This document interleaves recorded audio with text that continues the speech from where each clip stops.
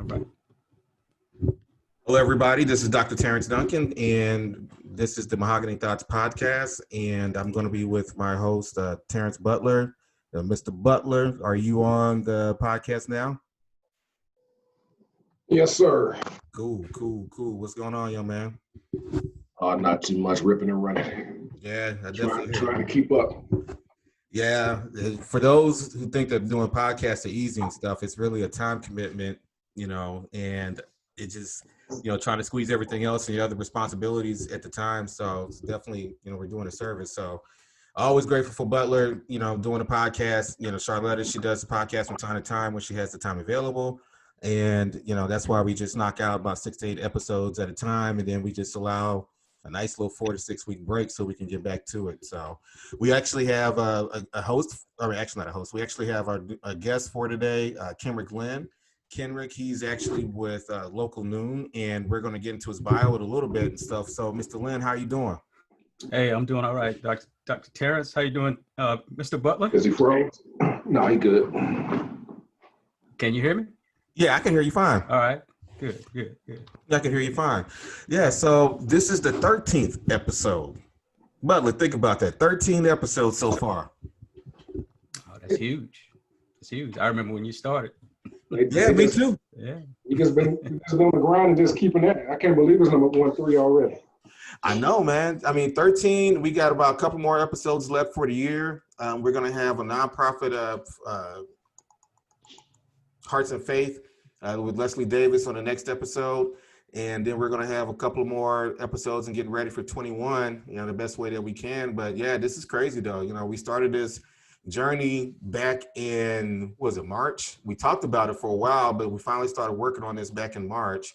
And we went to this co-working space to try to learn how to do a podcast. And then the coronavirus hit. And Butler and I recorded a couple of podcast episodes, and those takes have been officially deleted and destroyed. So I mean, it was, I ain't gonna lie, it's compared to what it was now, it sounded like straight trash. I mean, it was good effort, but it was straight trash.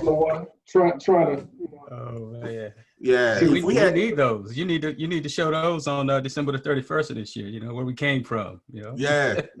We you never know stuff. Actually, I think I probably still do have them on an older laptop, but it was funny though, because it kind of goes, related to the theme that we're talking about for today, because when you stick at something long enough, you become an expert. And I don't think that we're experts at this, but looking at some of the older podcasts, from the very first one to now, I mean, I could just really tell the growth and maturation, not only just from the, tone and delivery, but just, shaping the questions and having a good working relationship. So, for those who are wondering, how Butler and I, came to pass on this particular podcast, it all started off, for those who are just, becoming more acclimated with us, we did a mentoring seminar with Gabby Burks, and it was called Black Money STL. And so actually I was introduced to Butler by my cousin, and, we pretty much clicked right off the bat.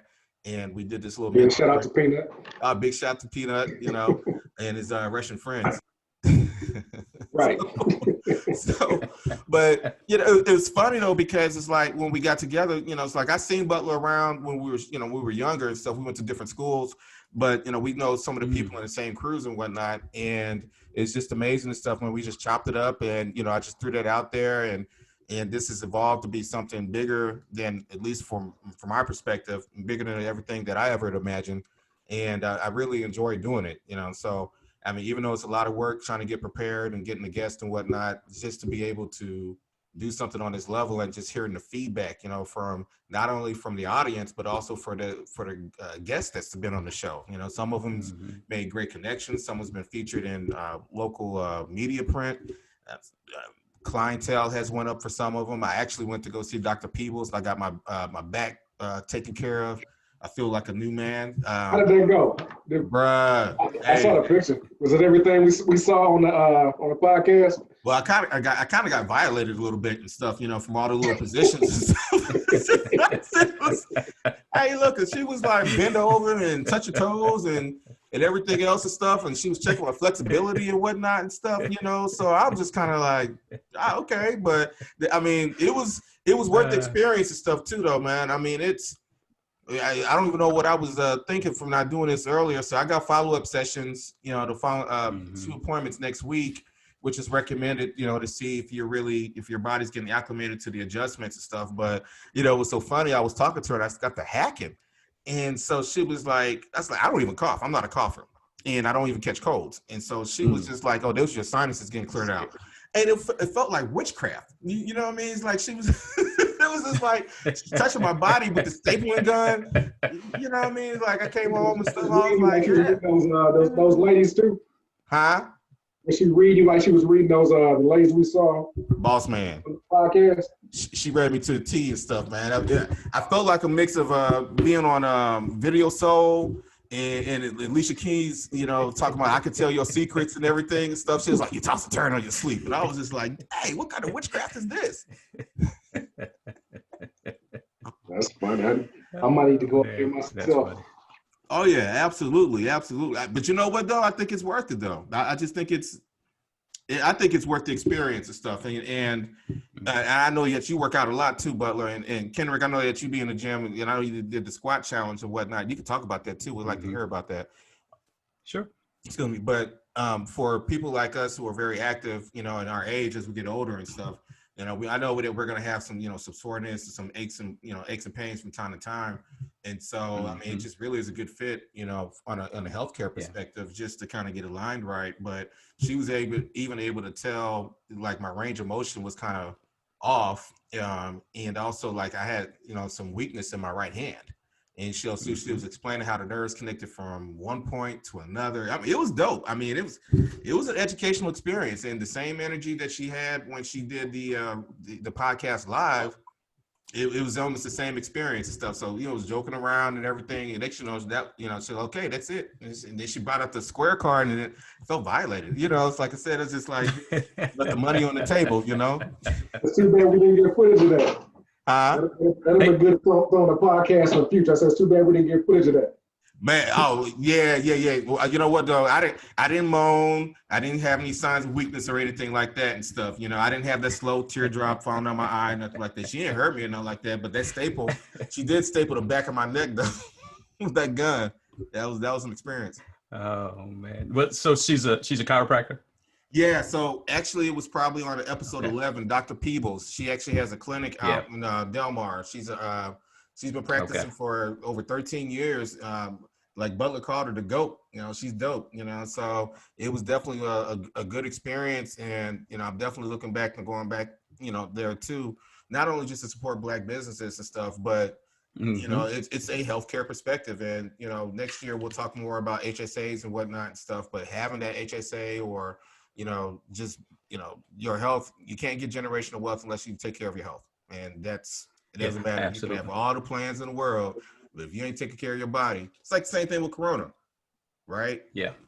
I mean, you could talk about wearing a mask all the time, and by the end of the day, you know, you're more concerned about Corona, but you're not taking care of other areas in your body. You know, if you're not taking care of your stress, your anger, your anxiety, your diet, you can worry about Corona all day and stuff, but it's a thing called HBP, also known as high blood pressure.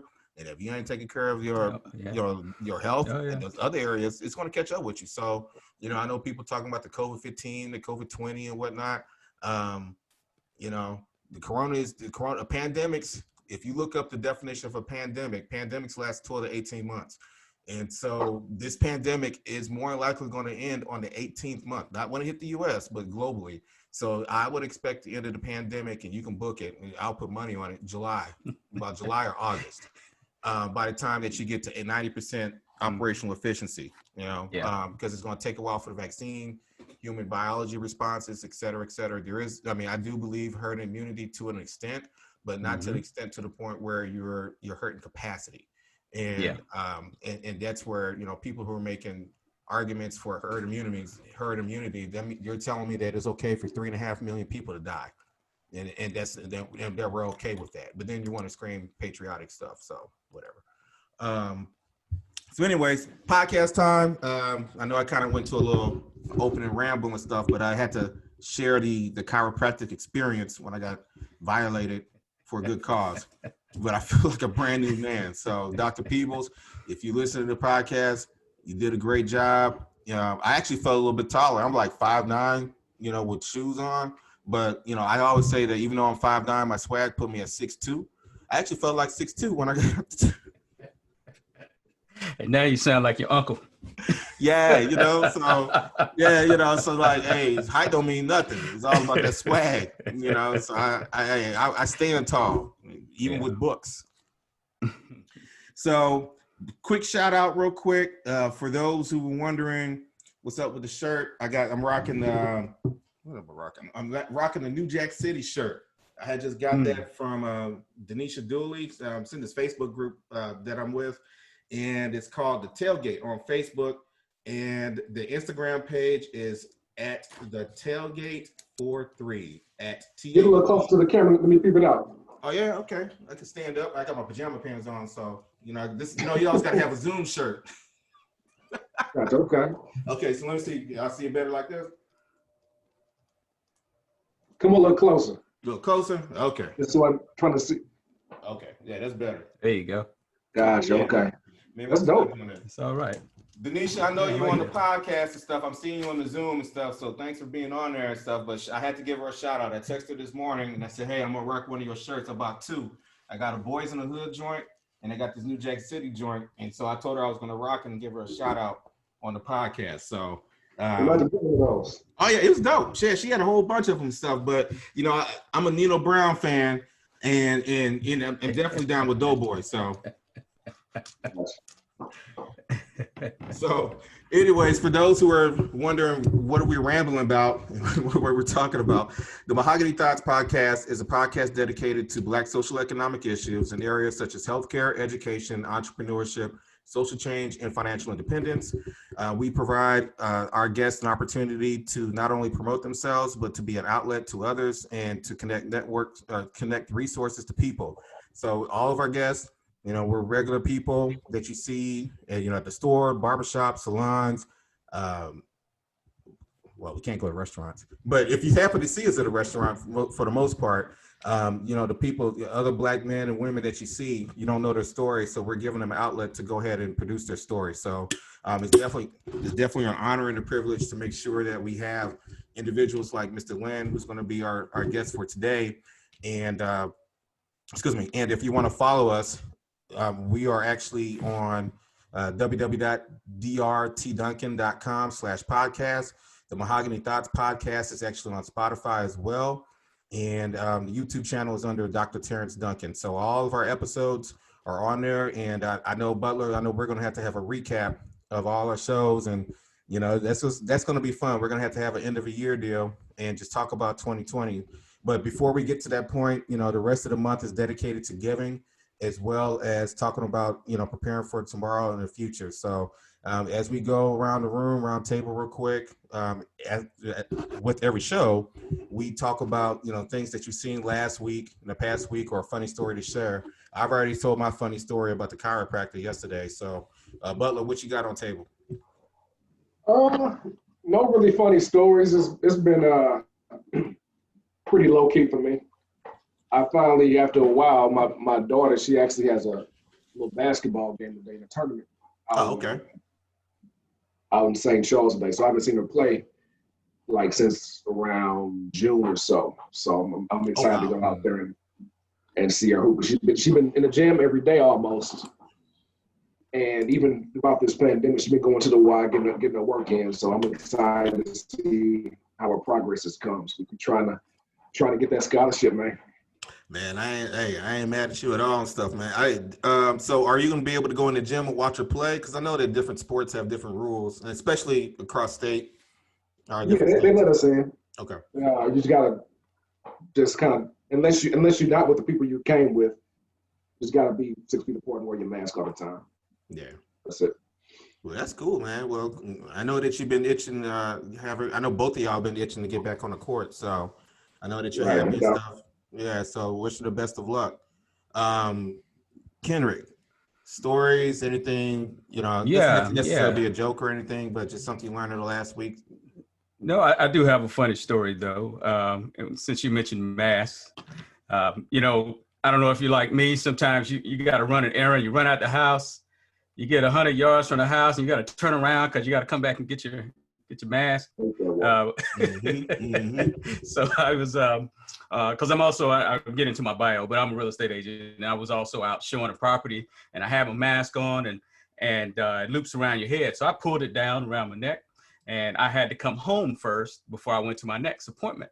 So I came home, did what I had to do, got to my next appointment. I'm going to get out the car. The person's standing there waiting on me with their mask on, and I'm like, I got to get my mask, and I'm searching the car for my mask. And so this whole time, I'm thinking I left my mask at the house, right? Right. And it's just funny because I have it. Do we have share screen rights? Yeah, man, you asking for a lot, bro. No, I was just curious because it was on my computer. Oh, but okay. anyway, I was like, I am not the most Zoom prepared, actually, because I thought I was streaming on Facebook good. Live. You're good. And it just, I didn't even realize the whole time we've been rapping, it's been recording, but it hasn't gone to Facebook Live yet. So. Oh no, you're good. You're good. But long story short, I when I got home, I'd taken a picture of myself, and when I looked at the picture, I was like, "What the heck is that on my shirt?" It was the mask. The mask was down around my neck the whole time. So that's funny. Yeah. That is funny. So now I got the picture as a reminder. You know, I was going to talk about it later, but you know, you can't laugh at yourself. You know. Yeah, I mean, that's it's Corona. Corona rules, man. I hate that walk when you run to the store and then you like, I gotta go back to the car, it'd be cold or whatnot. So I get it, man. It's frustrating. Didn't need the extra exercise, I guess. Absolutely and stuff, because I mean, half the time I'm fussing and cussing walking back to my car and stuff. I was like, damn it, I forgot my mask. So now when I drive, it's almost a habit that I actually take my mask and then I double up, or I take the little straps or whatever, and then I just put it on my wrist and stuff, because otherwise I'm gonna leave it behind. And I got buku mask in my car too, so I have like, I don't know, maybe like 8 or 9 different masks and stuff, because then half the time I have leave it in my pocket or my jacket, and it's hot mess. Hot mess. So we're going to go into presentation time in a second. So Kendrick Lynn, he's actually with Local Noon, and he's a very fascinating brother. Actually, I met him through a networking group called Professionals or People in Business Networking, and they have a chapter in O'Fallon and a chapter in Collinsville. And so I met him at Bella Mulatto in O'Fallon for the network meeting. And actually, he was one of the first people that I met after I got laid off on a professional networking level. And so we actually wound up staying in contact and whatnot. He's a dynamic speaker, so you guys definitely need to hear him, do a presentation. And so he reached out to me not too long ago, and we had talked about it. So I'm actually the co-chair for People in Business Networking myself. And for those who are in PIB, my apologies. I actually have been tied up into a cohort I just completed. So I will be back in rotation and more actively involved. And unfortunately, sometimes we get these conflicts and, we have to step away. But Kendrick, man, he's a solid brother, though. He actually knows one of my kinfolk, too. So and we just found out by happenstance. So we're going to actually go into presentation time. So this presentation is sponsored by myself because we have no sponsors. So we're going to share the screen. I think we need to get some theme music for presentation time, like some kind of little theme kind of intro to get into the presentation. Yeah, actually, that one track that I downloaded back in the day, I still have it. I just haven't figured out how to incorporate it. Yeah. Remember one that we picked out? Yeah, so I incorporated it and stuff. So I don't know. We'll see what happens. So we're going to do the share screen. And for those who are wondering, why do we do the share screen? I think it's beneficial to not only have a podcast, but to also mix in another way of incorporated media into the presentation. For those who are seeing it live on Facebook right now, we're actually recording this for the actual audio podcast that gets uploaded within 24 hours after the recording. And also this show gets recorded in its entirety and then put on YouTube as well. And again, the purpose of it is not only to highlight Butler and myself, for doing a podcast, but also be able to provide a outlet for our guests as well. So the episode 13, the value of networking, and you see the show links. Blacks in professional networking. So according to research by the Harvard Business Review earlier this year, they had noted that a survey of mid to senior level people of color note that they were too busy to attend networking events due to the following. 50% reported too busy to network, 30% reported work-related conflicts, 17% preferred to focus on work, and 17% associates networking as playing politics. If we're not networking, we're missing opportunity costs. So the benefits of networking will be explained in the next slide. But when I was doing this, putting this presentation together for today, it made me really think about how many times I missed out prior to myself being laid off, because, you know, that actual first slide actually applied to myself personally. But now I look at it as missed opportunity costs. And for those who are not familiar with economics or business principles in general, opportunity cost basically is what are you foregoing for, you know, you're going to activity A to forego or to pass up on opportunity B. So if you are going to, let's say you're taking a family to Disney World, you have a choice between Disney World and you have a choice to go into Disneyland. If you go to Disneyland, you're probably going to pay more for that, but you have additional opportunities. You know, some of it is intangible, such as maybe, you know, different areas that you could go shop at, you know, different sightseeing places that you could go to for the replacement to go to Disney World. Or if you're in business, an opportunity cost is that for you to do this particular activity, this would yield $10,000. But if you took this particular opportunity, you would yield $50,000. So you're taking a $50,000 opportunity with the risk, even though that you pass up on maybe an easier opportunity to make that quick 10,000. So that's what basically opportunity cost is in layman's terms. So as far as networking is concerned, missed opportunity cost includes being able to be, tends to be larger for marginalized communities for not networking, meaning that for Blacks and people of color who do not participate in networking events, and we'll talk about that in a second, you know, we tend to miss out on those particular opportunities and some of the benefits that comes along with networking. Low frequency networking tends to not yield strong results. So if you're joining committees and associations or organizations, or you're volunteering for a particular organization, a nonprofit or a church, what have you, if you go there once or twice or three times, you're more likely not going to yield anything. You're not going to get an opportunity to do business. You're not going to get an opportunity to really meet new people. But if you start going in the 15, 20 to 30 range, and you start going to these events over and over again, visibility increases, and so those potential opportunities. And so you start not only interacting with one or two people, all of a sudden you might have 10 or 20 people who may know you. And that 10 or 20 people, if you say you can get 5 to 10% of those people to do business with you or to help direct you into other potential opportunities, that is a benefit. And a lot of us are missing out on those benefits by, you know, going to networking events very irregularly instead of going at a frequent level.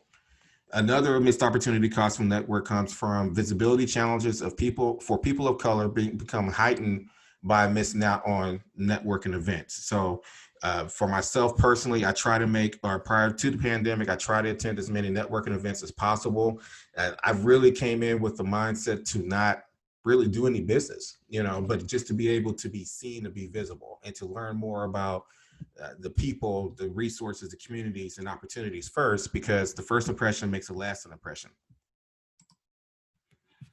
Benefits of networking, that includes to strengthen business connections. It also involves the understanding that it does not translate to immediate financial benefits. So an opportunity, so like we'll take the example with Kendrick. So when I met Mr. Lynn, I met him at a networking event, and I believe that was probably the second one I went to after I got laid off. And here we are, maybe 7-8 months later, he's on my podcast. And so he also reached out to me to be a co-chair for a networking group. And that is very powerful, because that can translate to different opportunities and collaborations that he and I can do, whether it be this year, the next, or even 5 years down the road. Networking creates a bond, sort of say. The other benefits of networking includes that you'll receive career advice, advancements, and gain a different perspective. So a lot of times we're stuck in this box. And for those who know me personally, I hate boxes and I hate being a traditionalist. I'm very non-traditional whenever I can be. So for me, I'm always seeking out something, it's not about my ego. It's not about my persona. It's how can I improve better? Because one thing I tell myself, that regardless of how much money I'm making or where I'm living or how I'm driving, whether it's 2020 or 2010 or 2030, there are millions of people that are killing the game way much better than me. And so for myself, I always try to seek additional information, additional advice. So I use networking as a tool to help educate myself for free. And one of the other benefits of networking includes potentially open doors to new entrepreneur opportunities. So if you're an entrepreneur, or if you're thinking about getting into entrepreneurship, or if you have entrepreneurship as a second means of generating income, you should look at going to some of these networking events or conferences or associations to understand that particular type of investment could lead you to potential contracts or potential long-term opportunities.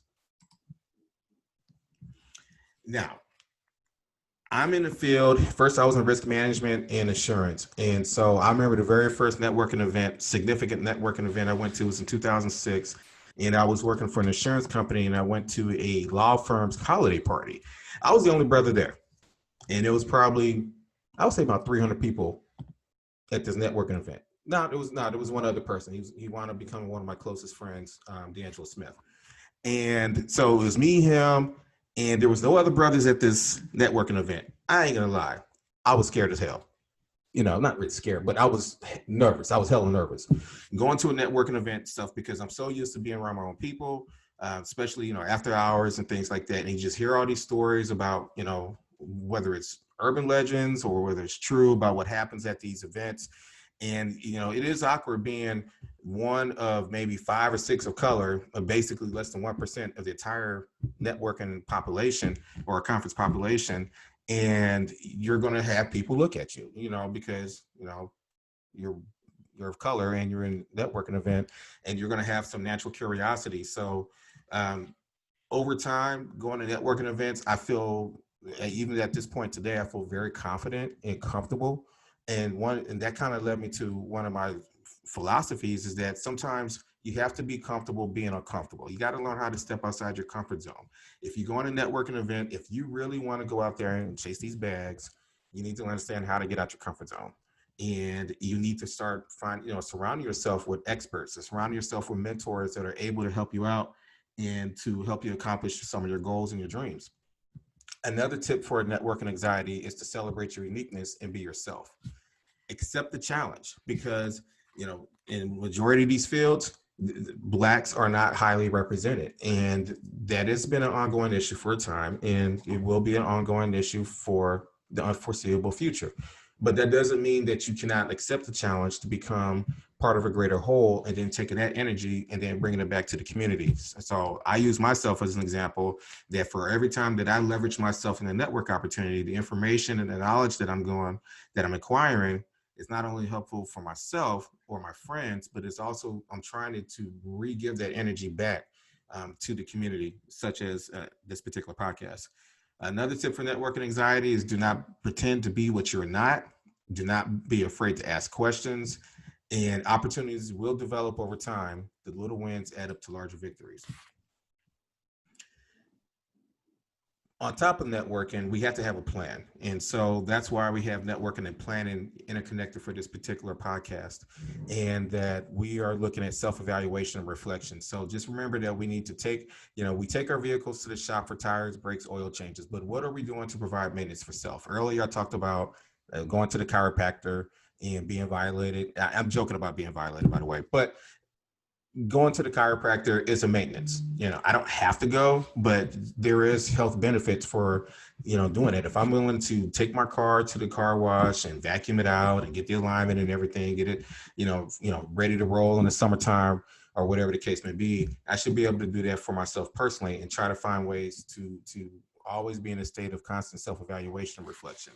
And also we need to remember that we are more afraid of our fear of success than our fear of failure. So just say that one more time. We are more afraid of our fear of success than our fear of failure, because that I would say that the majority of us, maybe outside of this particular time during a pandemic, for people who unfortunately have lost their jobs and are struggling to get back on their feet, we have become successful in so many different ways, especially we as a people, and there's more to go. But I don't think I don't think there's a way that we can say that we failed. We're going to have missteps in life. And what makes us great is not only, just saying, okay, we're going to have missteps, but we're going to embrace the missteps, learn from it, and to continue to move forward. The path to generational wealth, and we have to plan for tomorrow. So we're connecting networking to planning. There's 5 different recommendations that I provided on this, and that's called consistency and routines. If you look up the most successful people in the world, Kenrick, hopefully you can bring an example. Butler, hope you bring one after I conclude this presentation. The most successful people have a consistency and routine. I have a things to do list. Every day I have a things to do list. I write it out every Friday or Saturday, and I literally go out and hit my goals. And as a friend, told a friend yesterday, if I can't accomplish the small goals I set forward, how can I hit my big goals? So it's basically the practice of repetition of achieving your goals. Prioritizing. How do you prioritize the events that or the things that the obligations that you have in your life? Are you putting things for pleasure first all the time and then working last? Or are you going to work first and then you're playing last? What is the most important thing? If you got a project, you're working on all this stuff where you're not getting paid today and you're focused on that more so than what you are bringing your income in. What are your priorities? Do you have a system or a method for planning? Some people use different apps. Some people write stuff down. Some people have a vision board. But whatever works best for you, have a system or a method for planning. Focus on the important projects first. So if you're looking to get into entrepreneurship, do the research first. Do that while you're not getting income at this moment, instead of you spending money and going head first into a situation where you don't know the outcomes, the risk, or whatever the case may be, and you're actually in a loss. So we'll go back to opportunity cost. You're losing valuable money because you didn't take the extra month just to say, okay, let me dial back and figure out what all I need to do. And then we go back to networking. You want to continue to be in a constant state of networking for fresh ideas and future opportunities. Now to our next guest, Mr. Kenrick Lynn. Mr. Lynn, he has been in the Army for 23 years. He's from the Fort Sill, Oklahoma. He was born in Fort Sill, but he grew up in Dallas. So Mr. Lynn, thank you for your service. Definitely have a fondness for those in the military. My son, he just graduated from basic training, and I blow his phone up maybe 3 to 4 days a week, but I'm very proud of him. So I can only imagine, how your family was when you went through basic and everything. So thank you for your service. Mr. Lynn is, no doubt. Mr. Lynn is actually a certified behavioral consultant, and he has an MBA with a concentration in entrepreneurship. He is a entrepreneur himself. He owns a personal and professional development consulting company called Local Loon LLC. And he is also the executive director of the John Maxwell team. He's also an associate real estate broker for Century 21 Bailey & Company. And with myself, he is the co-chair for the People in Business Networking, the O'Fallon, Illinois chapter. In his bio, I wanted to put this on there. His personal motto is loving life, inspired to serve, and growing every day. So without further ado, and sorry for the longer presentation because I want to get these points across, Mr. Kenrick Lynn. What's going on, man? Hey, thanks. Appreciate that intro, Dr. Duncan. Just happy to be here. Been following the show all year. Caught a couple episodes, and we were joking before we went live about the one from last year. Next time I'll bring my chair. Yeah. And oh yeah, I like that chair she had. But I'm glad to be here. Really glad to be here. Absolutely. And before we give you the floor, Butler, we always kind of reflect. I do the presentation. Butler provides the commentary. We actually get into a rolling discussion. So Butler, out the slides, what stood out the most? Comments, thoughts, anything you want to add? What stuck out to me the most was, again, a great job as always. When you were talking about the planning and the goal setting and things like that. people don't realize just how important starting your day on a routine is, because when you get off the routine, that's when other things kind of come in that you weren't maybe not prepared to handle or whatever. So definitely having that routine in place and having a to-do list, maybe follow that to-do list.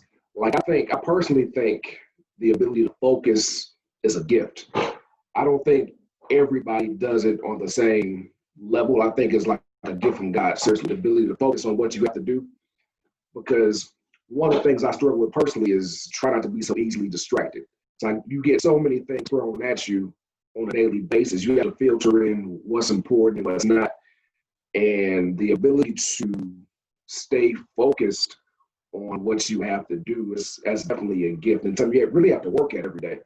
There's nothing, and you can't get frustrated if you get off course. You got to kind of recalibrate, and kind of get back on task ASAP. So that helps me also kind of having a to-do list and just trying to take step 1, step 2, step 3, learn how to prioritize what is and what isn't important, etc. So good info.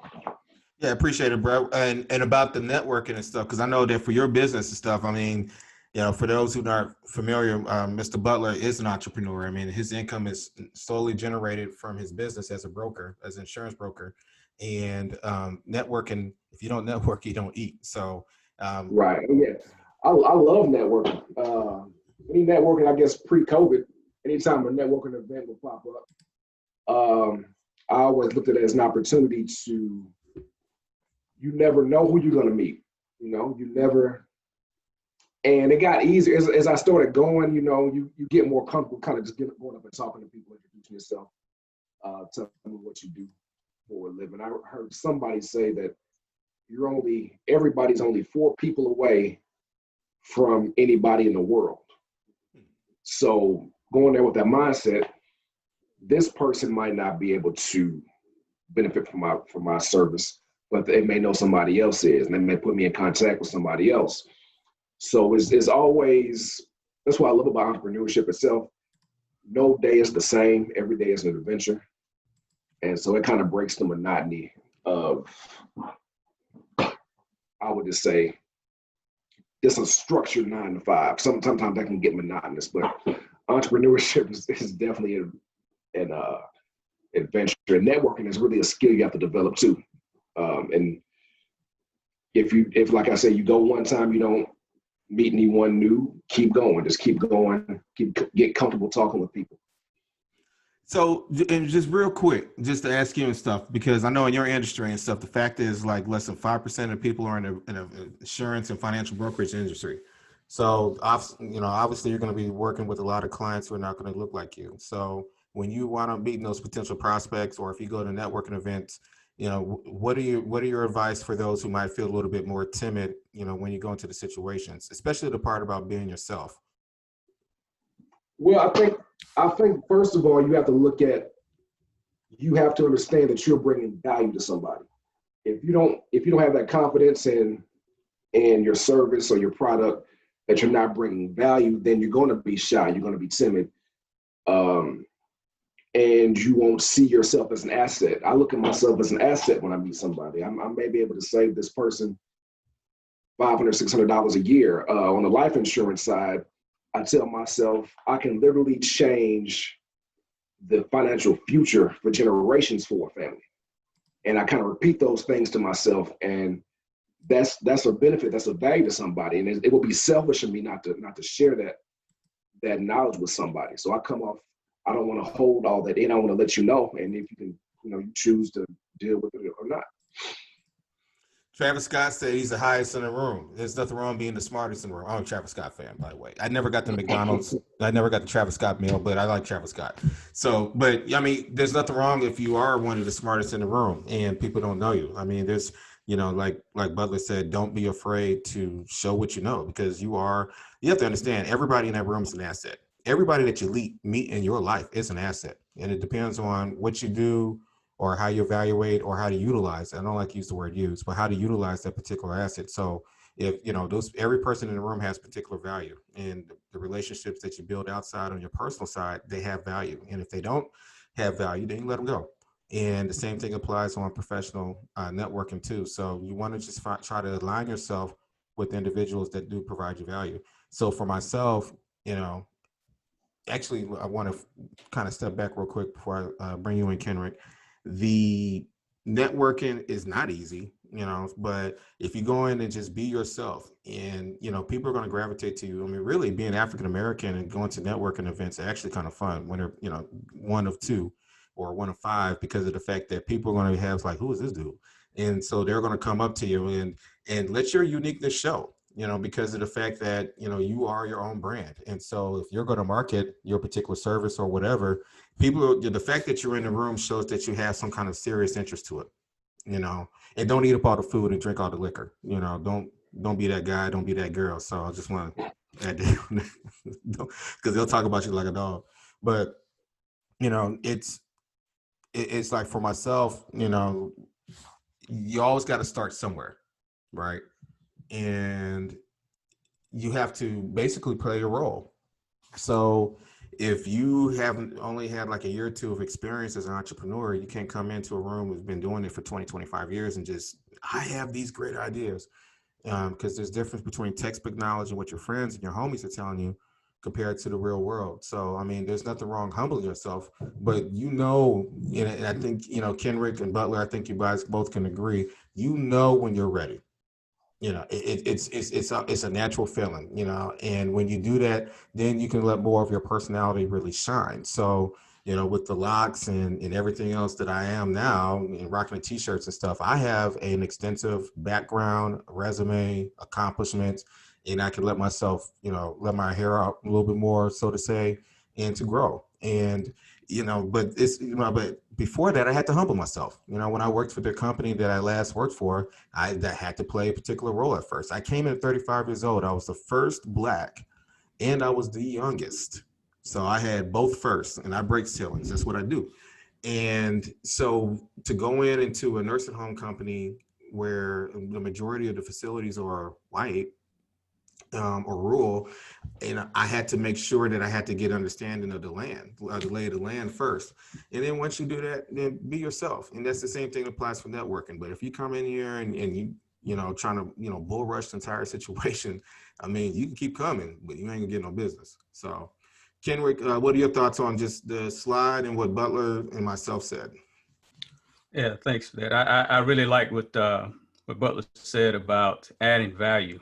And before I talk about that and before I forget, I was most surprised by that first or second slide when you put up the percentages about people who don't network and the reasons why they don't.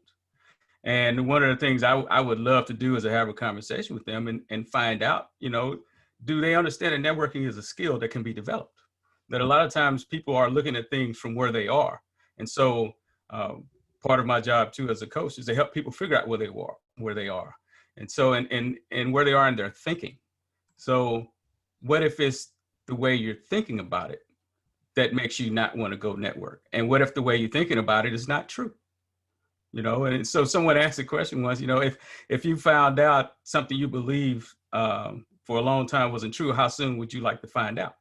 You know, and so you got to be open-minded. And I would say that the people who are afraid to go on network are probably fit that category that you mentioned, Dr. Duncan, about fear of success, because success brings responsibility. You know, if you're going to maintain, now there becomes an expectation there. You know, I don't know if I know, Butler, you talked about your daughter playing basketball. If anybody has, Terrence, you have kids. I've heard this from a couple of mine. You know, oh, you want me to be perfect? It's like, no, I don't want you to be perfect, because that's impossible. I say, but what I do want you to do is to be the best you that you can be. And when I see that you're putting forth effort to not be, you know, then I'm going to challenge you on that. You know, so I you know, same way with the idea about networking, the one about playing politics. I've heard that before, or the ones where similar to your experience, Dr. Duncan, about being the only Black person in the room. And when I hear people say that, I say, well, if you go and you take a friend, there'll be two of you. So instead of finding reasons not to go, find reasons to go, especially if you can admit that there's something there there's an opportunity there for you, and you're allowing fear to get in the way of going there. So you've got to work to overcome those types of fears, and that's something that I do as a coach. But not to stay there, talking about networking in general, I love what you said about adding value. So if you're setting out to be the best kept secret, you're going to stay the best kept secret that nobody knows about. So how can you add value to people that don't know about the value that you bring? So it kind of goes beyond just being shy and being able to talk to people. You have to get into the realm of wanting to connect with people. So instead of thinking what I can go and get, what can I go there and give? What can I go do to help someone else give? Right? Because this is how we help each other multiply value. And then once we get in the flow of helping each other multiplying value, then good fortune, money, success, it all just miraculously seems to flow. But you first have to take the step to go and say and be curious about what other people are doing, instead of trying to figure out what I can get at this event and what I can get at that event, and why I shouldn't go because there's not enough people there that look like me. And I said, well, maybe someone's waiting for you to show up, right? Maybe you're the one that's supposed to go out and lead this effort, but you never know if you stay at home, stuck in your fixed mindset about it.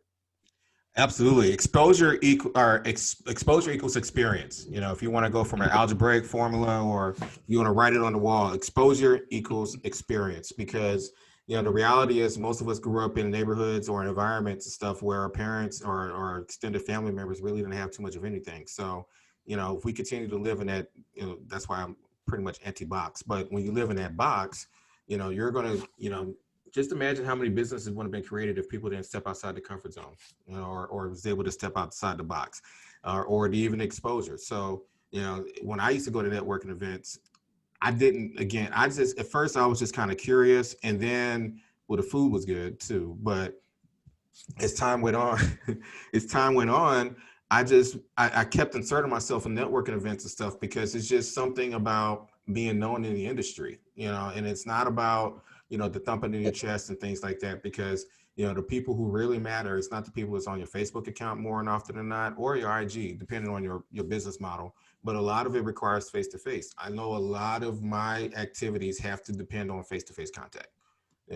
Zoom is great in some regards, but when it comes to networking and whatnot, networking is very difficult. And I'm in a healthcare field, so to say. So it really makes a difference to be able to meet with people in the healthcare field face to face. So, there are some, inherent risk by doing that, but that is part of the business. I have to keep my name out there in the industry and stuff, because when things open up, you just never know what kind of opportunities are out there. So exposure equals experience, most definitely.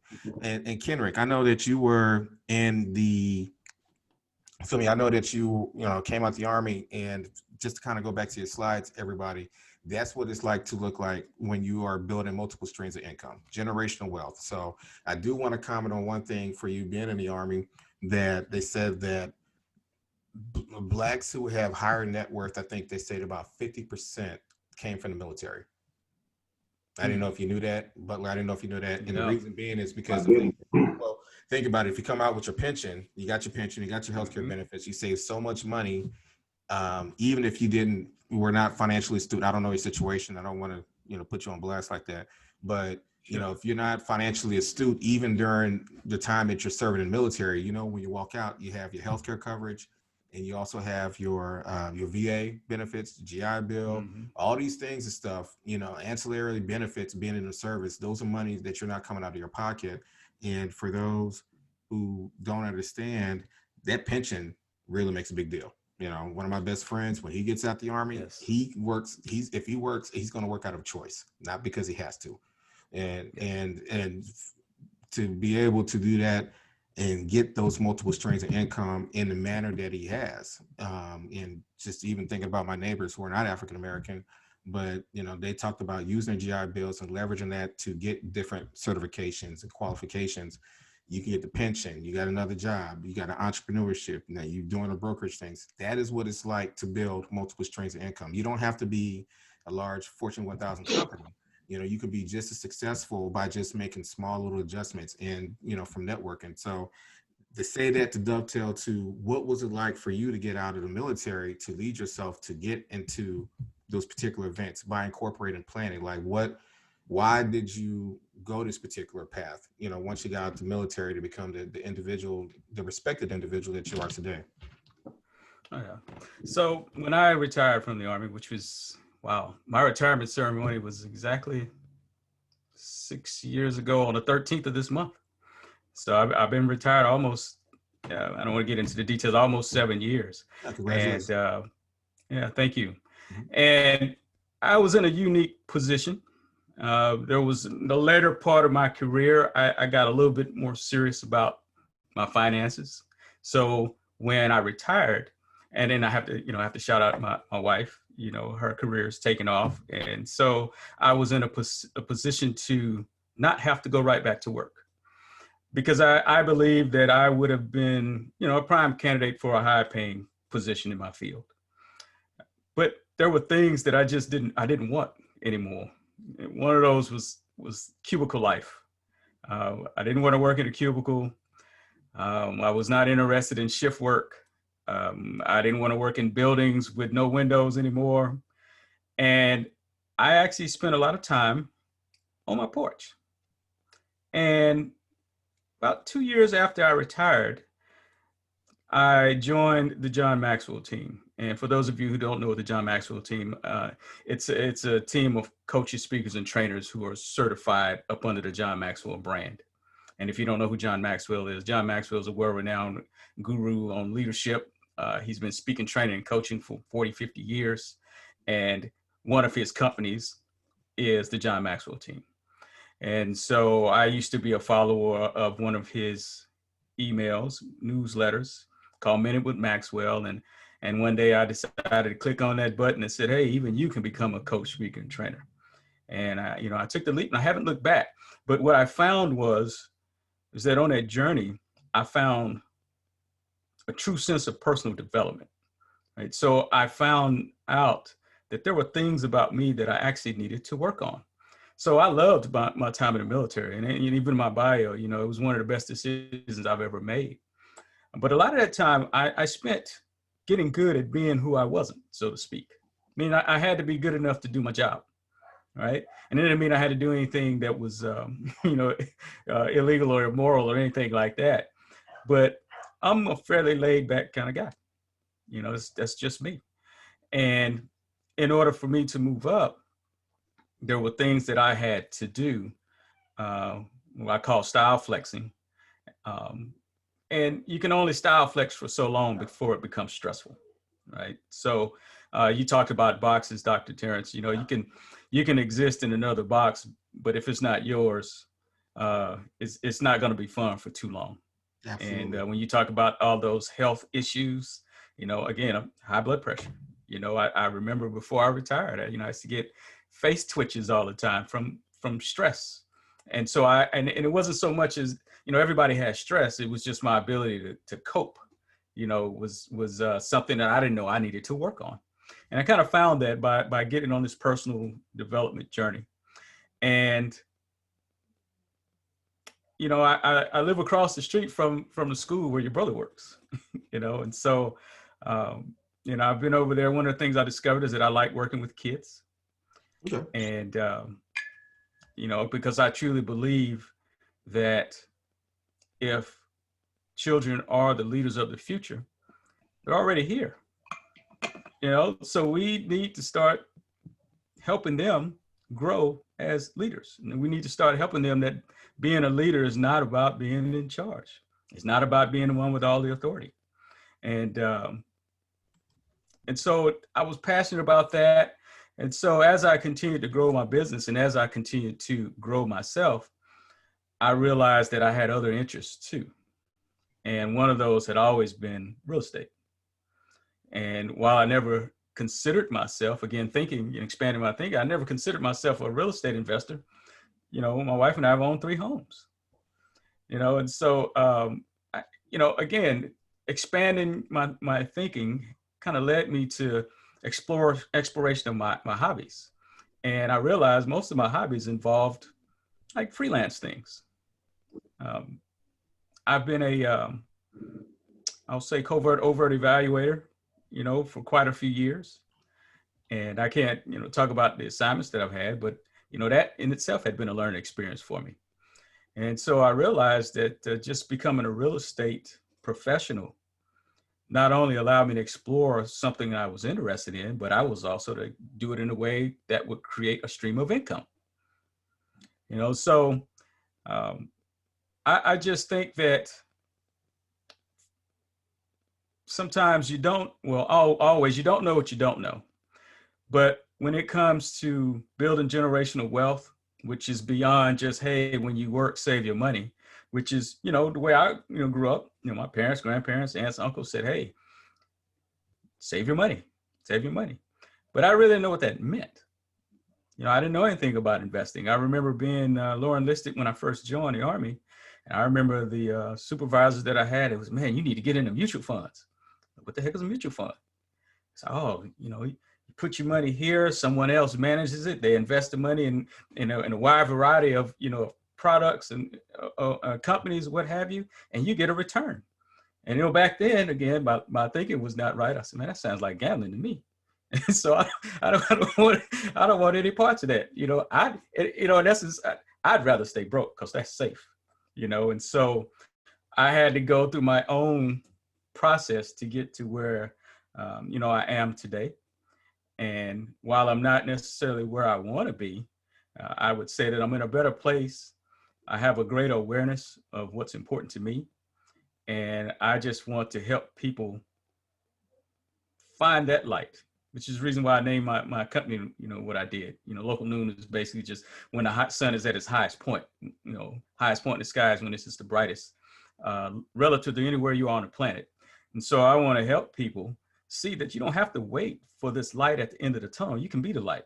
You are the light in your own tunnel. Wherever you happen to find yourself, you can let your light shine. Just like you said, Dr. Terrence, about showing up to these networking groups and networking events and being yourself. Let your uniqueness shine. They also got some, pre-pandemic, they also got some pretty good food too. So you ever? Yeah, absolutely. I miss my pecan crusted fish from Bella Milano's. Man, hey, look, I miss the bacon wrapped shrimp and some of them joints I go to in St. Louis. Yes. Man, Christmas time, I am really devastated. I am going to a small little deal in a couple of weeks, depending on my time schedule and stuff, but a small little private association. But I do miss the big holiday parties and stuff because I come in, starving and I walk out full. I kind of, stealthily eat the food like low key and kind of go to different corners because I don't want to be like, man, look at this dude. But networking event does. Hey, just don't bring your Tupperware bowl with you. You'll be all right. I actually saw somebody bring to-go plates. When you bring it, I'll tell you what, a networking event, here's a good tip right here. If you walk out with the to-go box from a free employer or client-sponsored event, do not come back. Yeah. Because they talked about you so bad, man. I mean, you become the song of legend. They'll talk about you 10, 15 years ago and stuff. Don't be that drunk and don't be that fool to walk around with a whole bunch of food, walk out with a whole bunch of food. So, but now, thank you for sharing your story on that. Butler, do you have any questions or anything that you would like to ask our guests? Can you, when you first said that, when you gave the stat about 50% of people who came from the military, did you say that that they're entrepreneurs or that they have multiple streams of income? Which one was it that you said, Doc? So I'm trying to remember the stats, but I think it's like 50% of Blacks that's considered in a high net worth category, and I don't know what the actual dollar figures are people from the military. And that's part of it is because if you stay long enough, you have access to a 0% down VA loan. And if you parlay it right, you're able to at least have a property. I know there are some people who may use their last base assignment and they have a property in their last base assignment and go back home to their home region, and they're getting the rental income from that. So just the net worth on that, the rental income, and then on top of that too, because they get in a property in the military community, they can get the rental income. So that's why, like where we live, why do you think the property values are so high? Because it's a military community. Gotcha. So, and as long as the military is as long as Scott Air Force Base continues to be part of the Metro East, the Metro East will always be favorably as far as one of the, as far as like property values and things like that. The other thing too is because you have access to income, and if you also work hazard pay, not hazard pay, but if you stay off base, they give you a stipend. And if you go overseas, I think Kenry could probably help me on that one. It's free. I think like it's tax-free money. And so you get whatever so benefit. That depends. So and there's actually websites I actually stumbled on for my son because I'm managing his investments right now. And they basically say if you invest your reenlistment bonus as well as take the excess of what you need, like by staying off base, and you pocket that or invest that, realistically and stuff, you can almost have a set of millionaires, Black millionaires, to come out after doing their 20 years of service. So my challenge to my son is that as long as I can breathe, my goal is to make sure that he will get his pension and that I will invest heavy enough, whether it be in property or finances, that he can get paid off the dividends and keep the principal. So he can get the dividends in his retirement and be debt-free by the time he walk out and have a property or two. And he never really has to work again unless he wants to, And Kenrick, I think you could probably speak on that too, that it becomes more of a challenge or a passion projects, the stuff that you do versus a obligation of sorts. It's similar to the kids who get to go to college. And I say who have earned an opportunity to go to college, and they're actually working and learning in a field that they want to work in. They don't have to worry about paying for college. And so when you retire from the military, if you're financially set, you don't have to just go take a job, right? You don't have to chase. A lot of times, I can tell you a lot of retirees, they take a look at what they make before they retire, and they want to make more or the same as what they were making on active duty, because what they don't want is for the lifestyle to change. They want their lifestyle to either stay the same or to get better. So you'll see people that, we call it it's not double dipping, but when you have a lot of leave accumulated, when you retire during terminal leave, you'll see some people, they're working a full-time job while they've got 3 months of leave. So they're on terminal leave. And for those 3 months, they're getting full, military paychecks, right? Because they're still technically on leave, even though at the end of their leave day, they're going to be, they're actually going to transition to either, to retirement or whatever. And so there's a lot of opportunities there at the end of your career, to accumulate a little money if you want. But the idea, you work in insurance, Butler. So I was thinking about that, and that did not become an important thing to me again until I was halfway, through my career. So what is insurance going to cost me when, if I retire versus, if I don't? And even if I get a job with a company that has a good insurance program, how much am I really going to be paying out of pocket? And I tell you, I'm not ashamed to say, I pay in a year what I know some people pay close to in a month for the same amount of family members because of my military benefit. There is a benefit for if you retire, and or not even if you are getting out of the military and you happen to have something in your medical records that qualifies you for some type of disability. That's another. We don't like to think of that as a stream of income, but it's money coming in. And that's another opportunity. You get a certain disability level in certain states, and you don't have to pay property taxes. I mean, that's huge. When you think about how much property taxes cost, where you live, Dr. Duncan, and in some of the other places, that's huge throughout the year. So yes. So it's not so much about the money. It's how it's set up. Like, you know how much you're going to get every single month without fail. Even if you get promoted to the next rank or whatever, you can pretty much project what that's going to be years out. So your son is fortunate to have you helping him with that. I appreciate that. Because again, you don't know what you don't know. And when you're still on the shorter end of, the early part of your life, everything looks big. There's all these opportunities out there, and you don't really know which direction to go. There's a lot, I got all these people telling me what's smart, all these experienced people telling me what I need to do. Well, now I'm 18, 19, all I'm focused on, I just want to do what I want to do, and so it's like, well, okay, I mean, we can do that, right? But the future is going to come whether you like it or not. If you're still here in 20 years, 30 years, you're going to appreciate this conversation, and so just open your mind enough, or it's hard to say that when you're young, but open your mind enough, to say, okay, I don't have to do what you say, but I'm willing to listen to what you have to say, because what you have to say might help me. Right. So if, working with kids, if we can get them to just think like that. And so I before I forget, again, being introduced to stuff, this is one of my favorite books, Think and Grow Rich. I haven't read it, but I heard it. Yeah. I haven't read it, but I heard it was a solid. Yeah. Yeah. So just exposing our youth to a different way of thinking about things like money, thinking about things in terms of abundance and not scarcity, because if you're like me, hey, money don't grow on trees.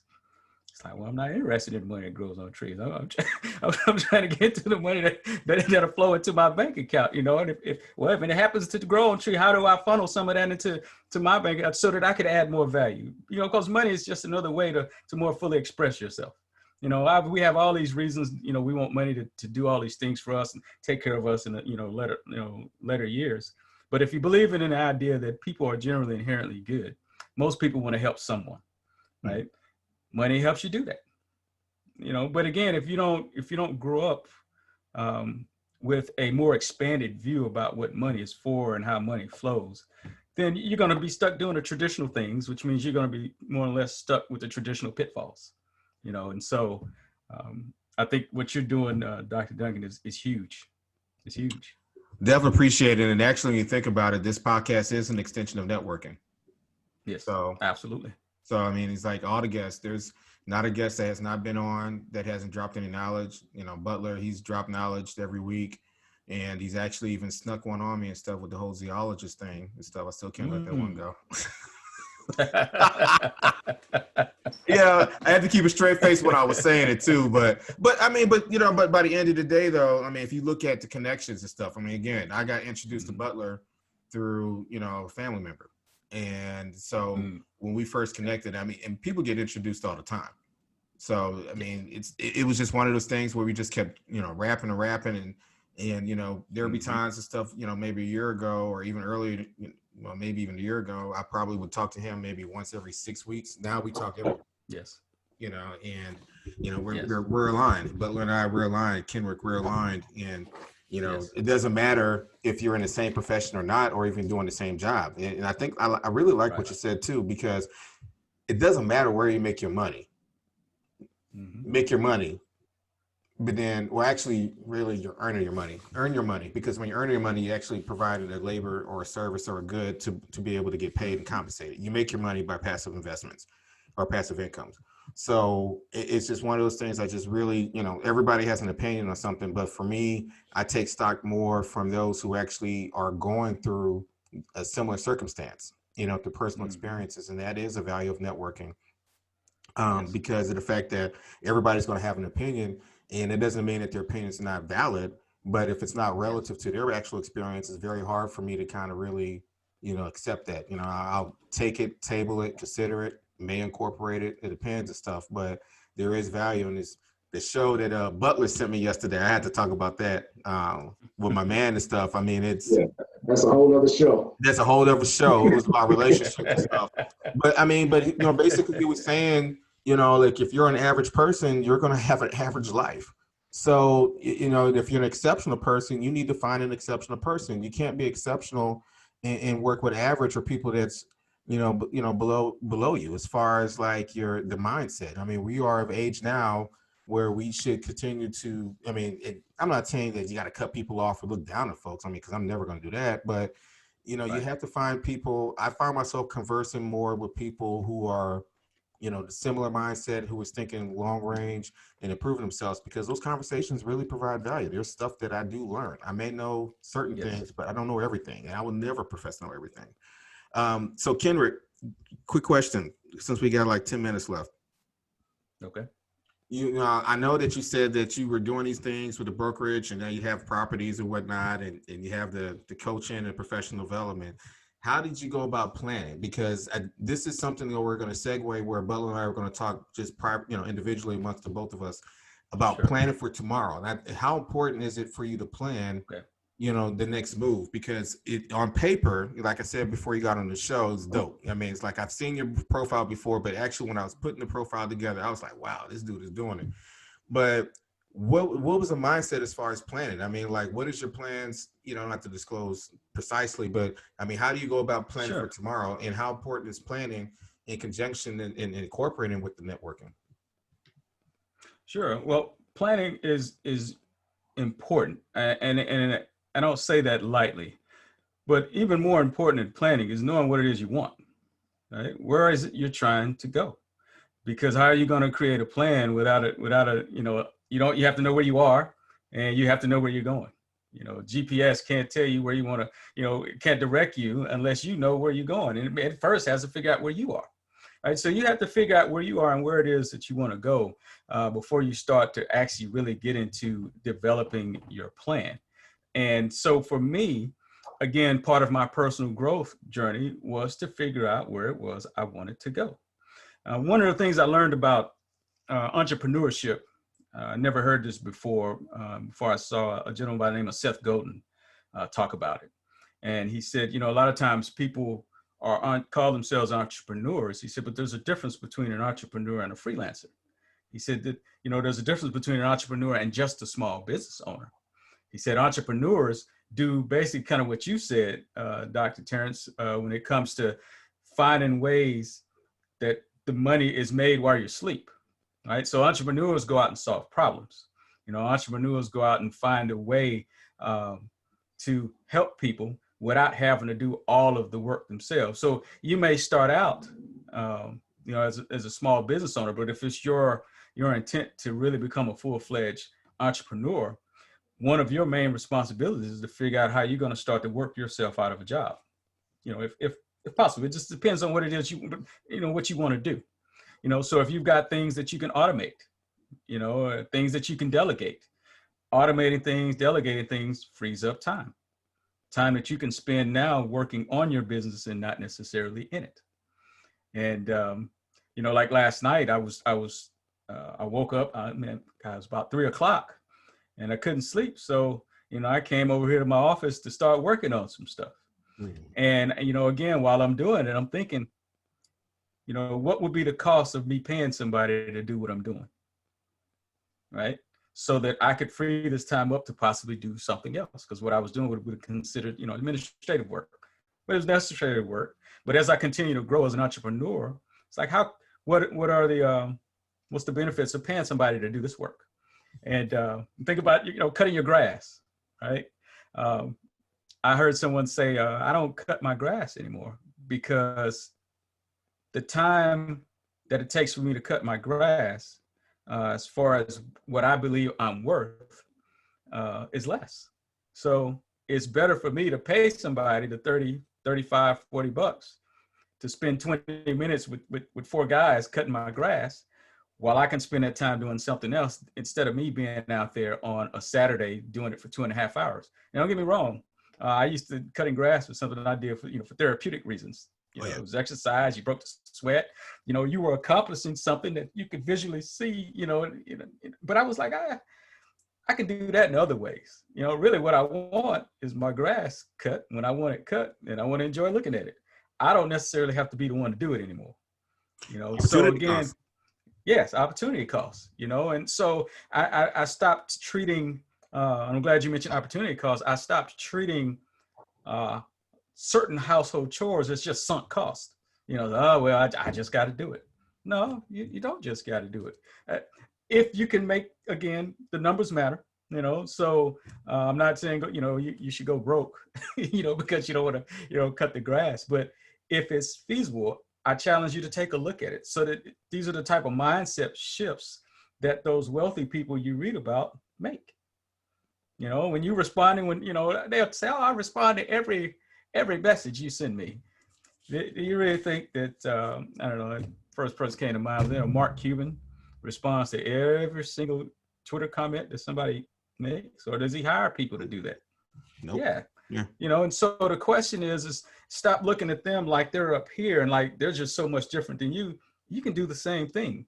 You just have to figure out a way to do it in a way that you can do it, right? So this is where you mentioned networking. I found mentors in networking.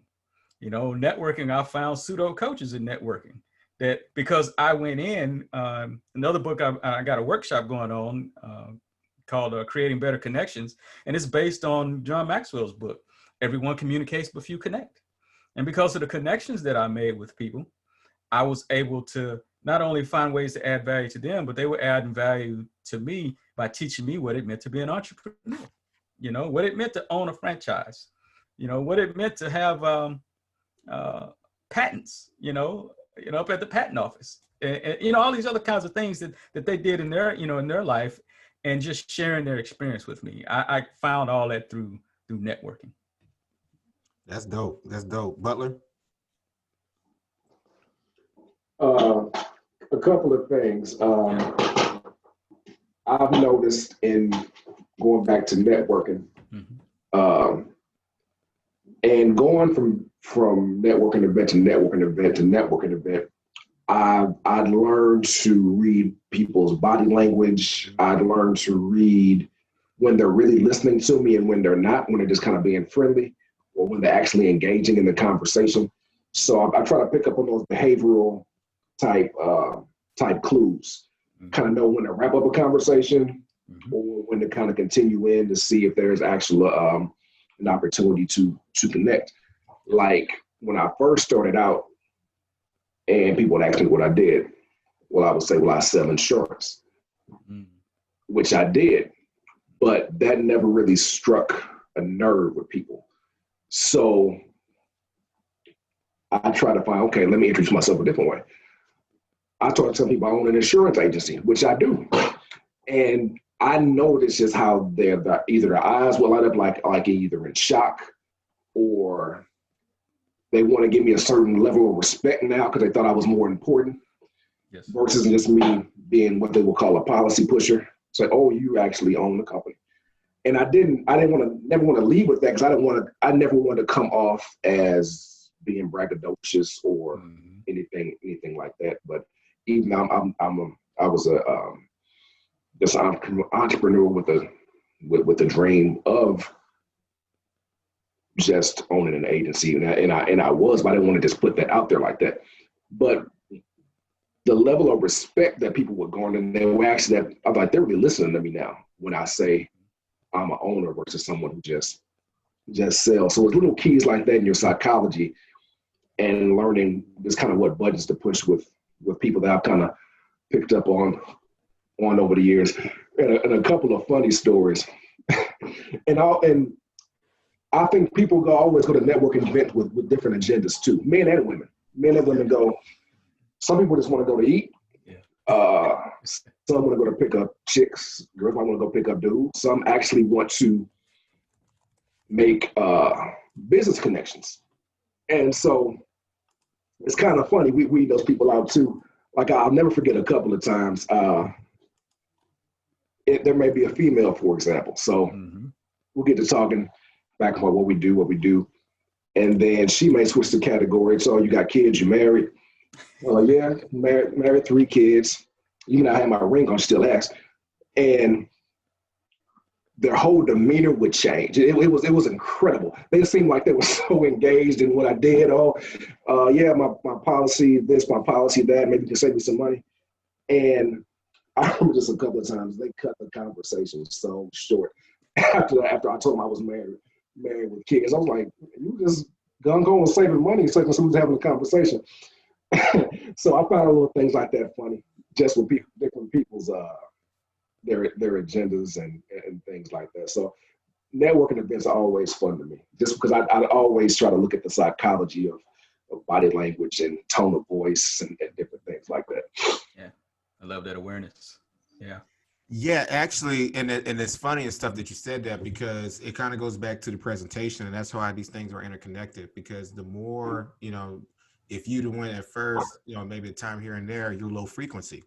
But the more that you start going to these networking events, the higher the frequency, then you start becoming a little bit more aware, acutely aware of what's going on, the circumstances, the environment. So, it's funny. One of the things that when I go out and about, because I don't look like most of the people in attendance, is one annoying question. I really find it the most condescending but annoying question is, well, so what is it that you do?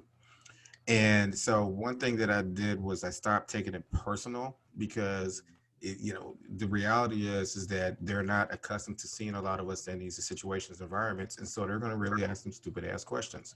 And so for them to ask me, what did I do? To me, it wasn't even, I stopped looking at it at a point of it's an insult, because the way that they say it, yes, it does sound like it's condescending. And yes, it's almost like, what are you doing here?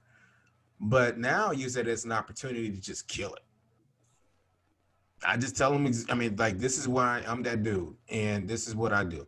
And whether they feel intimidated or whatever, that's on them. But then one thing I did find out by going to these conferences, networking, I'm laughing and stuff, because it made me think about this. I went to this work comp conference in Kansas a couple of years ago. And so I had this one person, he was tipsy. Yeah, what is it you do? So I told him, and it was like, okay, blah, blah, blah. But the next, I had like 10 business cards out of that one meeting and stuff, because the tipsy dude who's, all in my mix, I guess they was trying to figure out what the black dude was doing there. But come to find out, because he sat there and spilled the beans on everything I did, he wanted to bring it more attention. Hell, it's marketing by itself. The color of your skin is a marketing technique, sarcastically, but also true. But you just never realize, just like a question like, what is it that you do? And we don't have time to go over elevator pitches, but there's a lot of unique, people have been attracted to black folks since the beginning of the time.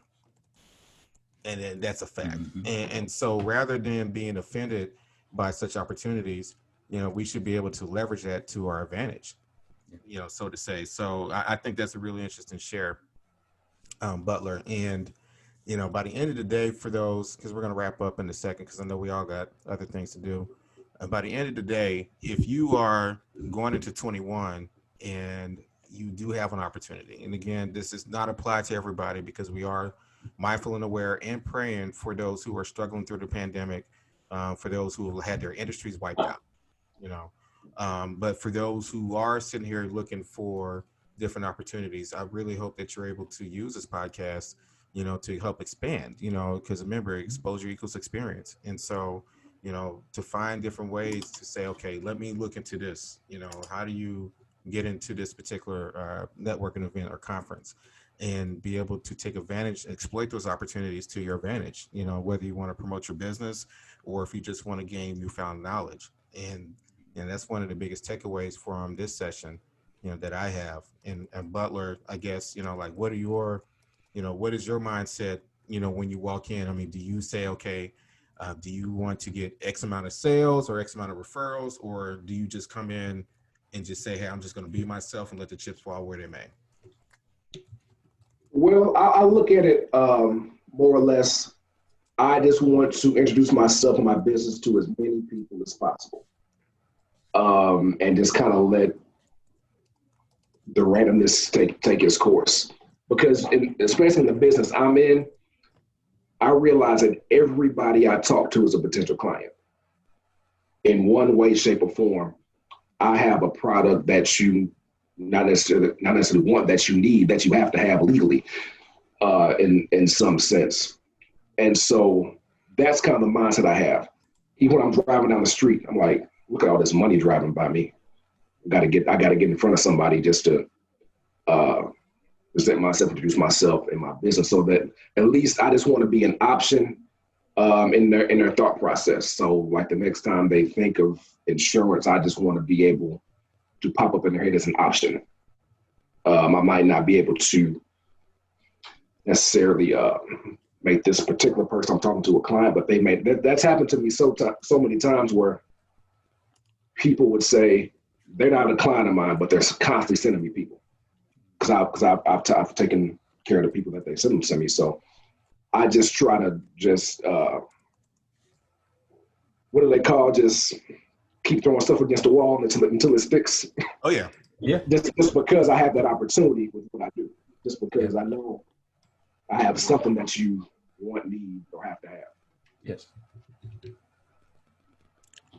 I like that. Anything else you want to add, Kenrick, on that before we go to close? Yeah, I love what he said. I would add that whenever you're going into a business interaction, I would say at a networking event, be curious. Be curious. It's no secret that the people that are there probably have something to sell you, and you know that you have something to sell everybody else. But it's the ones that you can make the connections with, the ones that will look at you and say, you know what? They actually see me and they see what I do, and they can see what's important to me because they were curious about me. They asked questions. They didn't probe and interrogate, but they stayed interested in me. They gave me an opportunity to talk about me and what I did.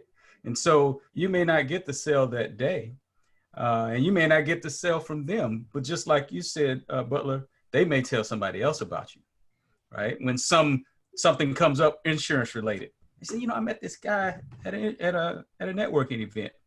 We hadn't been able to connect, but I think you need to talk to him. I still got his card over here, right? And hopefully they put your card in the pocket of cards they want to keep, and not the pocket of the cards that they're going to throw away later. So, but yeah, I really like that. You got to get out there and you have to learn. Networking is about relationship building, and our relationship is connection. So. And real quick too, this kind of just popped in my head. Yeah. I've noticed that people love the opportunity to tell you who they know. Yeah. So if you can kind of become a trusted person in a related field, they love to say, hey, I know a guy that can do this. I know a guy that can do this. I know a young lady that can do this for you. People love to make those connections. Yes. So I've seen it. I've seen people because they look at it as a badge of honor. Mm-hmm. Saying, yeah, I can put you in contact with this person. I can put you in contact with that person. Yeah. So definitely whenever you get those type of referrals, definitely take care of the people that come your way, and be as knowledgeable as you can. And just be, another thing, just always try to be accountable to your word. Like if you say you're going to get back, do your best to get back. Don't be, hate to say it, it's a stereotype of Black people not always being able to handle their business. So definitely be aware of that and try to break that stereotype of doing it. And real quick story, I have and this is more on entrepreneurship versus networking. And it's just always one of those life lessons that comes back to me. So I have a client, he has a trucking business, okay? And he always calls me when I need to send information to a different company he's trying to get a load with. Okay. Now, I don't get particularly paid for that work. So I'm always like, okay, but I got to do what I said.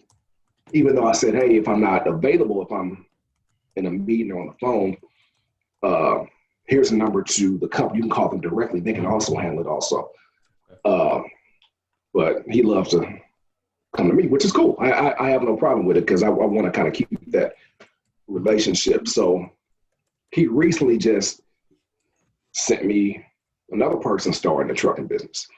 And the first, when I thanked him for it, I was like, yeah, thanks for the referral. He's like, hey, you always take care of me. I'm going to take care of you.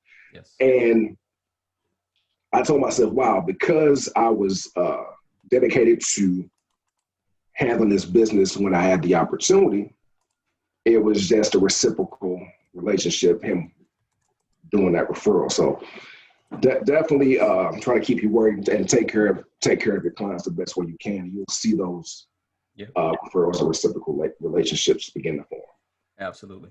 And don't be afraid to ask questions. We're going to wrap this up, but don't be afraid to ask questions. By the end of the day, we're all here for a reason, and we're all here trying to grind, and we're all trying to make a little extra money here and there. So, you know, the people that have walked this walk, don't be afraid to ask questions, because, you know, like that saying, closed mouth don't get fed. It's the same thing in the business world. So, you know, don't let your fear of the unknown, you know, prevent you from, you know, future opportunities. You know, I tell the story a lot, and, you know, it's actually in my first book. I talk about it.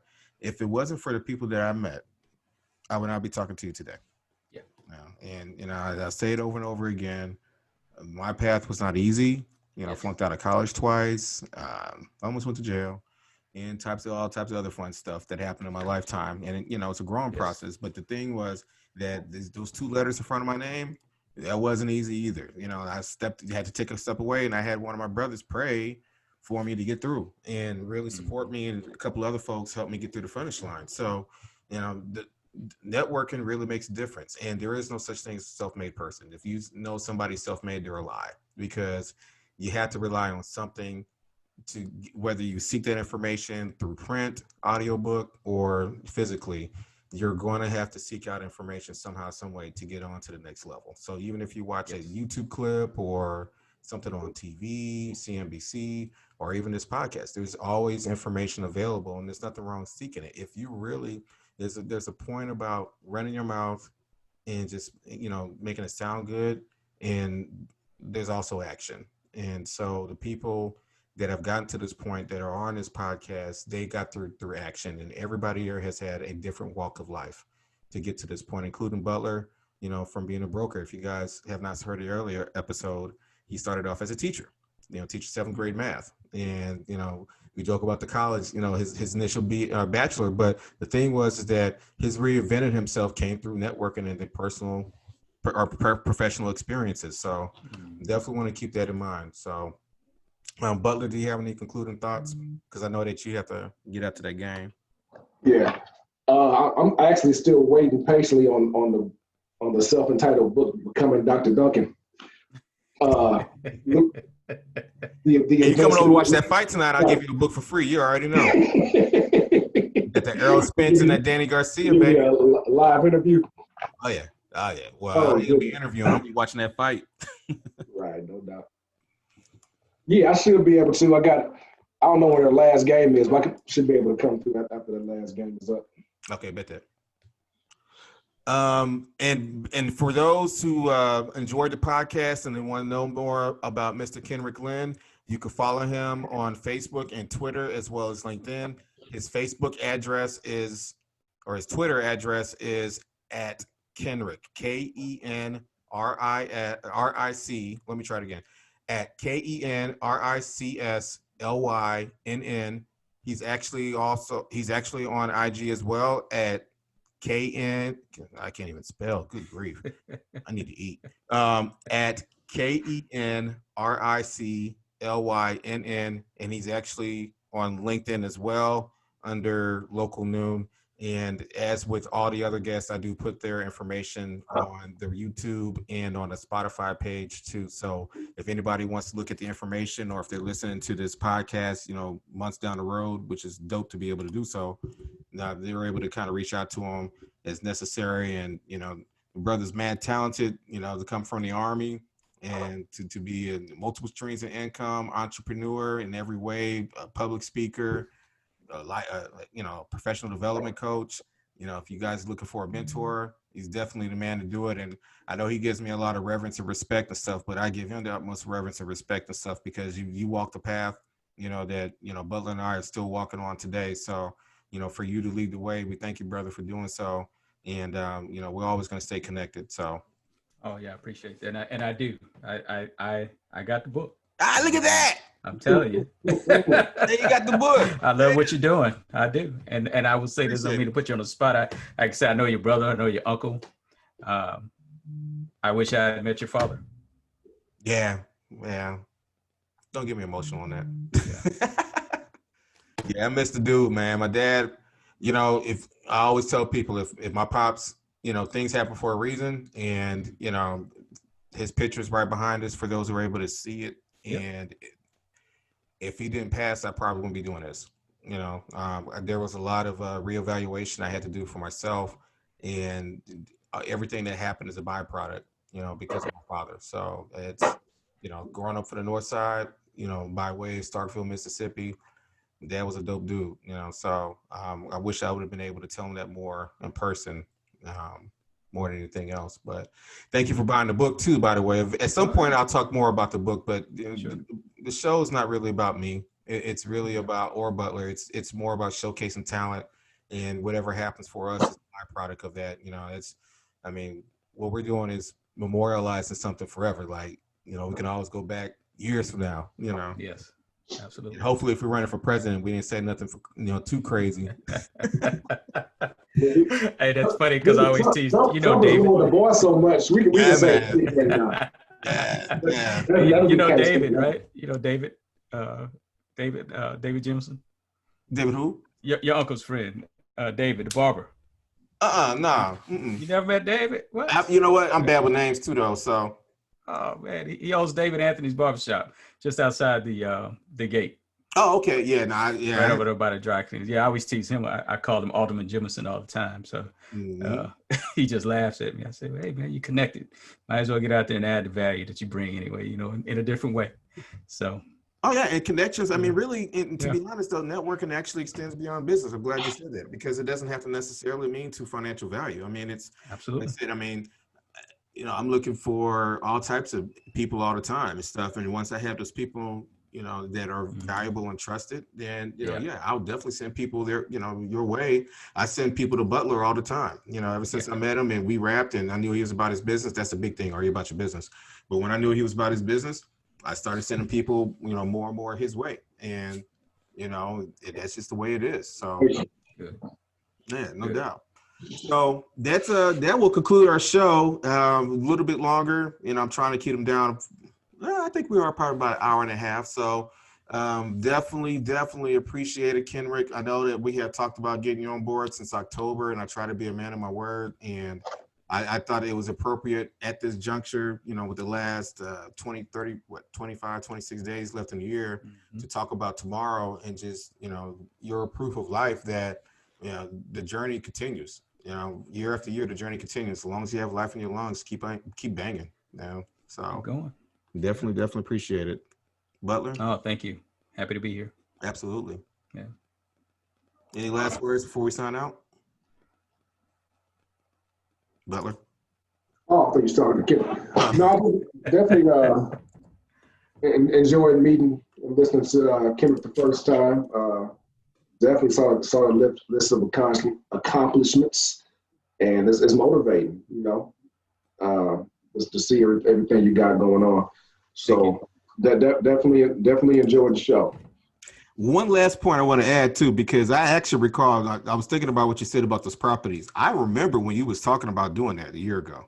Yeah.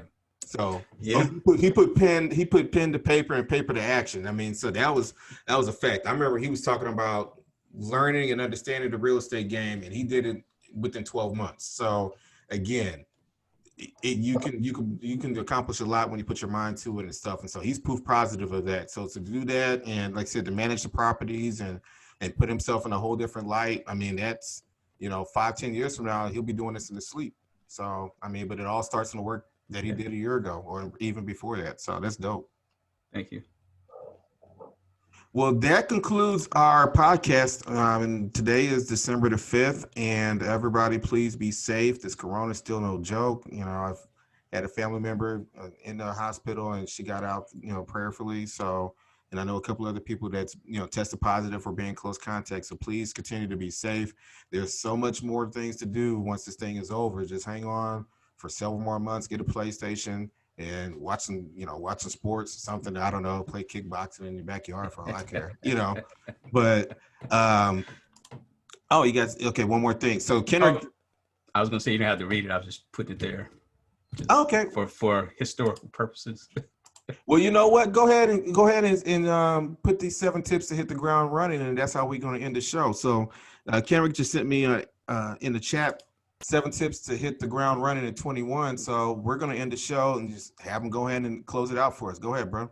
All right, yeah, without a lot of discussion. So these are the 7 tips I had to hit the ground running in 2021. So the first one is don't fight the past, embrace the lessons learned as your allies. You know, we talked about that a little bit earlier about failing forward.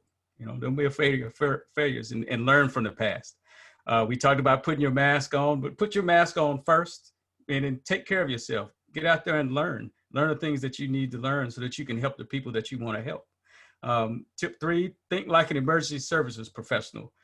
Something I learned from emergency services that their whole purpose is to do the most amount of good for the most amount of people with the least amount of resources. So start from where you are, use what you have, and find ways to maximize it. Work on your fitness. I love this about, you know, your 4 fits from your book, Dr. Terrence. Fitness is a big word for me, because basically, am I ready and prepared to go out and do what I want to do and what I need to do? So, but while you're doing that, you don't have to do it alone. Go get help, right? You can find help at networking groups, right? Go get mentors, ask somebody. Tip number 5, get in the right rooms, right? There's a lot of networking events you could go to, and you can add a lot of value, but sit down and be intentional about the ones you want to get in. Be intentional about the people that are in those rooms. Who's in a room that you want to get into? You know, I think it was you, Dr. Terrence, that said, you know, it's okay to be the smartest person in the room, but if you're the smartest person in the room for too long, how are you going to grow? Mm-hmm. That's true. Right? So you got to get in a room with people that are going to challenge you, right? Tip number 6, reconnect with and enlist the power of your imagination. Creativity is your superpower. Don't you're asleep to dream, right? Sometimes we forget about that. And I apologize if I'm breaking up. I say I've got an unstable internet connection here, but the last one is keep your shoes ready because the cheese is always moving. And that comes from one of my favorite books. Say that again? I say, no, I can hear you fine. Oh, okay. All right. Yeah. So I'll say it again. Tip 7, it comes from one of my favorite books of Who Moved My Cheese. So keep your shoes ready. Keep them around your neck because the cheese is always moving. And don't wait for opportunity. Go out and create it. That's dope. That's dope. Powerful tips. That's definitely powerful tips. And Kenrick, thank you again for being on the show. I do anticipate that we'll definitely find a way to get you back on there again. Absolutely. You know, as a friend of the show and, you know, dropping those gems and stuff. So, I mean, that's what we try to do for an hour and a half is, you know, as Butler said, you know, we're moving towards a live production somehow, some way. We're going to, you know, once Corona's over, we're going to post-Corona. Yeah, we're going to take the show on the road, you know. Hey, and hit me up. Let me know when you start your sponsorship program. Yeah, appreciate it, man. No doubt, man. We hopefully 2021, hopefully we can get it to the point where we are going to start soliciting sponsors and whatnot. So we're still growing, and you know, as far as opportunities, and we're still trying to connect folks and stuff. So we definitely appreciate it. And man, on behalf of everybody from Mahogany Thoughts on this day on December the 5th, man, we wish you guys peace and find your peace and stay safe. God bless until next time. Next time.